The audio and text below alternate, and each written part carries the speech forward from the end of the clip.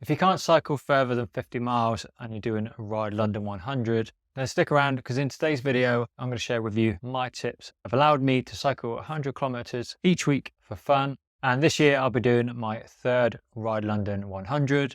But when I first started cycling, I struggled to cycle 100 kilometers comfortably. But now I've completed multiple Ironmans and century rides and increased my average speed from 15 miles an hour to 22 miles an hour over 100 miles. So these are the tips that work for me, and hopefully you can get some benefit from them too. So tip number one is making sure you prioritize your sleep.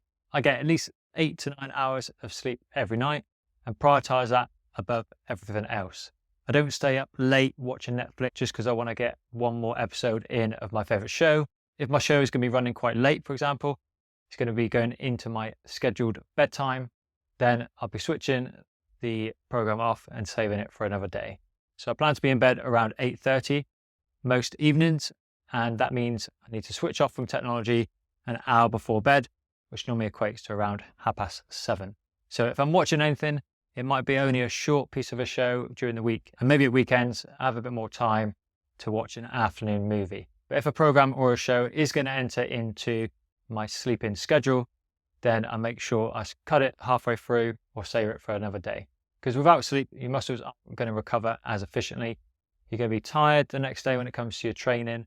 And also it's going to increase your appetite hormone ghrelin, which is going to increase your need for more calories to keep you awake throughout the day. So it's going to impact your nutrition quality, impact your weight by consuming more calories, and also make training a lot more challenging. And when it comes to riding bigger rides as well, you want to be conserving as much energy as possible and recovering as well as possible in order to train consistently to reach your goals of cycling 100 miles. The next biggest change I made was cycling consistently. And this means cycling at least 3 or 4 times a week.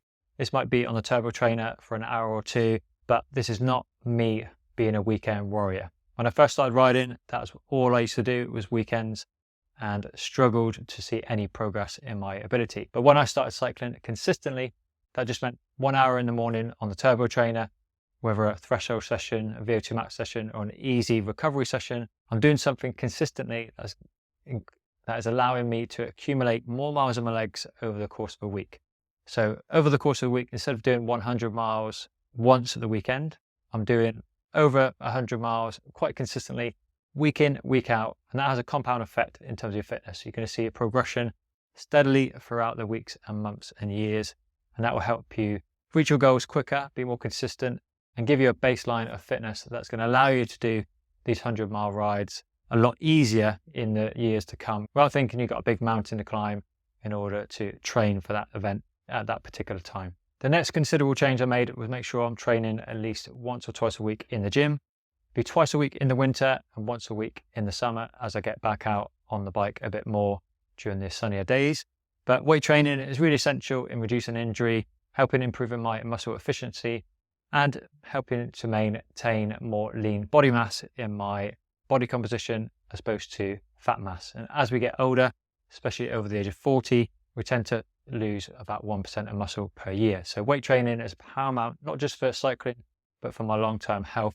So incorporate a simple routine that might only take you half an hour, 45 minutes in order to build in a structured weight training plan around your cycling training.